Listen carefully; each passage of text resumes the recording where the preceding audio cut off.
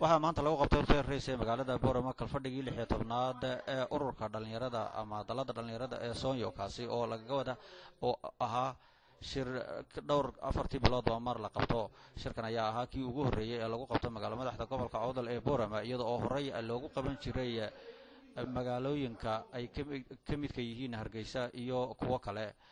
sida ay sheegeen mas'uuliyiinta halkaasi ka hadashay ugu horeyn waxa isagoo halkaasi ama kalfadhigaasi ka hadlay oo furay shirkaasi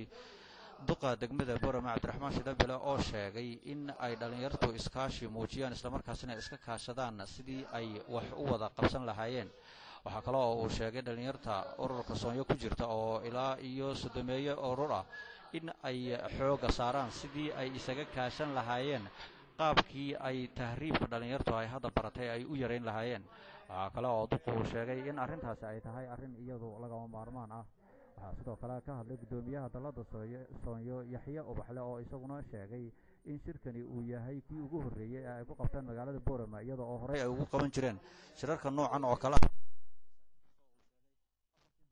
soo dhaafnay in shirka ay ku qabteen iyada sidoo kale magaalada Berbera waxa Yaxya intaas uu ku daray in hadeed shirarka ay ugu tala galeen in ay ku qabtaan meelo ka baxsan magaalada madaxyada oo ay ku qaban doonaan gobolada kale ee dalka sidoo kale waxa ka hadlay Professor Diriyo oo kamid ah madaxda jaamacadda Amuud isagoo oo sheegay in jaamacadda Amuud ay hayso 2,000 oo arday isla markaasina ardaydaasi ay u baahan yihiin in waxyaabo fara badan laga wacyigeliyo sidoo kale waxa uu tilmaamay in ay ku soo dhaweynayaan oo ay gacan buuxda ku siinayaan ururka Soonyo hawlaha horumarinta dhalinyarada ee ururkaasi uu hayo waxaanu tilmaamay in hawlahaasi ay u baahan yihiin sidii iyadu la isaga kaashan lahaa waxna la wada qaban lahaa taasina waxa ay dhib yareyn doontaa buu yiri qaabkii horumarinta bulshada iyadu loo sameyn lahaa shirkan ayaa isagu kii ugu horeeyay ee magaalada Boorama lagu qabto iyadoo oo ay dhalinyarta ka soo qayb gashayna ay tilmaameen in uu socon doono muddo 2 maalmood ah Xasan Ciise SNN Boorama